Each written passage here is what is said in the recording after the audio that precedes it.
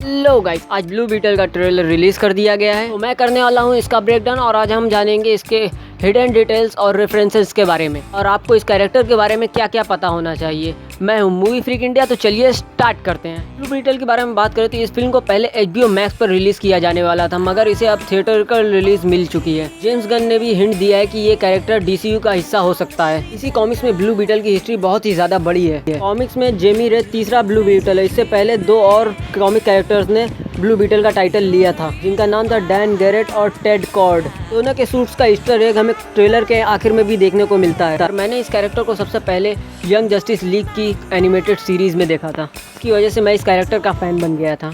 तो blue beetle के trailer की शुरुआत में हमें दिखाया जाता है कि जेमी रेस, जो कि एक रिजॉर्ट में अपनी बहन के साथ काम करता है, और वो स्टाइल से खड़ा है। और तभी उसकी बहन कहती है, क्या तुमने सोफे के नीचे चिपके हुए चिंगम को निकाल दिया है, जिस पर उसका मूड बदल जाता है। अगले सीन में हमें पल्मेरा सिटी को दिखाया जाता है, जो कि DC की एक इमेजिनरी सिटी है ब्लू बीटल के लिए। और इसके अगले सीन में हम जेमी और उसकी बहन को एक साथ बैठकर बात करते हुए सुनते हैं, जिसमें जेमी कह रहा है कि जिंदगी में सब कुछ पहुंच से बाहर लग रहा है, जिस पर उसकी बहन कहती है, तुम एक हाईमैन हो जो अपने पैरों पर ही लैंड करता है। इसके अगले सीन में जेमी हमें कॉड इंडस्ट्री में जॉब इंटरव्यू के लिए जाते हुए दिखता है और उसके साथ उसका परिवार भी आया हुआ है। तो वहीं पर हाईमैन चिल्ला रहे हैं। ये स्टोरी मुझे पता नहीं क्यों स्पाइडरमैन से ज़्यादा सिमिलर लग रही थी। इस तरह से पीटर नॉर्मन इंडस्ट्रीज में जाकर एक स्पाइडर्स के काटे जाने पर स्पाइडरमैन बन जाता है। और स्पाइडरमैन की ग्वेन स्टेसी की तरह ही जेमी रेस की बचपन की दोस्त जेनी भी कॉड इंडस्ट्रीज में काम करती है। जब जेमी जॉब इंटरव्यू के लिए वेट कर रहा होता है, तभी वो जेनी को देखता है, जो कुछ चुरा कर वहाँ से भाग रही है। और जेनी जेमी को एक बॉक्स देती है और कहती है, इसे कुछ भी हो जाए खोलना मत। वो उसे लेकर घर आता है और उसमें होता है स्कैरब। अगर आप सोच रहे हैं कि ये स्कैरब कॉड इंडस्ट्रीज के पास कैसे आया है, तो प्रोबेबली ये रेड कॉड के ब्लू बीटल के पास से इस इंडस्ट्रीज के पास आया होगा। के मरने के बाद ये स्कैरब उसकी बॉडी से अलग हो गया और टेड कॉड की कंपनी कॉड इंडस्ट्रीज के हाथों लग गया। स्कैरब को जेनी ने चुरा कर जेमी के हाथ में दे दिया और उसके बाद स्कैरब ने जेमी रेस को एज अ होस्ट अपना चुन लिया। ब्लू बीटल का ट्रांसफॉर्मेशन देखने में बहुत ही ज्यादा मजा आता है। वो पहले उसके मुंह पे चिपकता है और फिर आगे चलकर पीठ से चिपक जाता है और उसके बाद उसके कपड़े जलने लगते हैं और उसका पूरा शरीर लिक्विड मेटल से ढक जाता है। आप उसे नैनोटेक भी कह सकते हैं। और हमें ब्लू बीटल का फर्स्ट लुक मिलता है और उसका सूट बहुत ही ज्यादा कमाल का दिख रहा है। स्कैरब की एक खास बात है कि वो अपने होस्ट से टेलीपैथिक लिंक के जरिए बात कर सकता है। इसी कॉमिक्स और एनिमेटेड सीरीज में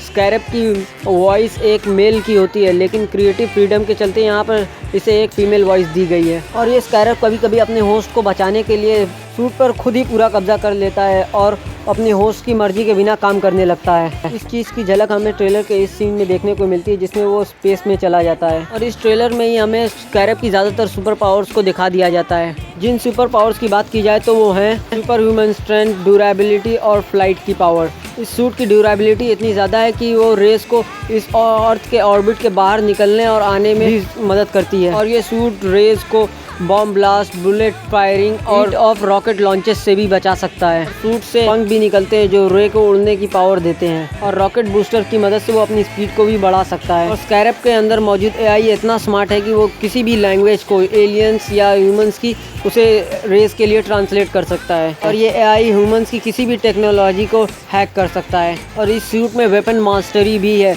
और मतलब अगर रेस को कोई हथियार चाहिए तो उसे बस उसके बारे में सोचना पड़ेगा और वो हथियार उसके हाथ में आ जाएगा। ट्रेलर में आगे जेनी वॉल्टन जेमी के परिवार को ये बता रही है कि ये चीज़ स्कैरब है जो पूरी दुनिया को ख़त्म कर सकती है। और ये स्कैरब जिससे जुड़ता है वो उसकी बात कभी सुनता है, कभी नहीं सुनता है, लेकिन ये स्कैरब अपने होस्ट को खतरों से बचाता है, जो हमें ट्रेलर के इस सीन में दिखता भी है। और इसके अगले सीन में हमें कॉड इंडस्ट्रीज की मालिक विक्टोरिया कॉड की आवाज़ सुनाई जाती है, जो कह रही होती है, स्कैरब ने तुम्हें चुना तो है, लेकिन वो मेरी अमानत है। जिससे साफ हो जाता है वो स्कैरब को वापस चाहती है और इसके लिए वो कुछ भी करेगी। और आगे के सीन में हम कुछ आर्मर और बंदूक से लैस एजेंट्स को माइल्स के घर में घुसते हुए देखते हैं। प्रोबेबली विक्टोरिया कॉड के ही भेजे हुए हैं। यहीं पर हमें फर्स्ट लुक मिलता है कैरापैक्स द इंडेस्ट्रक्टिबल मैन का। ये इस फिल्म का सेकंड विलन है। और इसकी सुपर पावर्स की बात करें तो इसने अपने दिमाग को एक इंडेस्ट्रक्टिबल रोबोट के साथ इन्फ्यूज कर लिया है। इस वजह से इसे बर्बाद नहीं किया जा सकता। और ट्रेलर में हमें आगे पुराने ब्लू बीटल टेड कॉर्ड की टेक्नोलॉजीज को भी दिखाया जाता है, जिसमें से एक है ये बग फ्लाई। ट्रेलर में हम आगे देखते हैं कि जेमी की फैमिली इस शिप को उड़ा रही है। कॉमिक में ये शिप एक मोबाइल रिसर्च लैब भी है।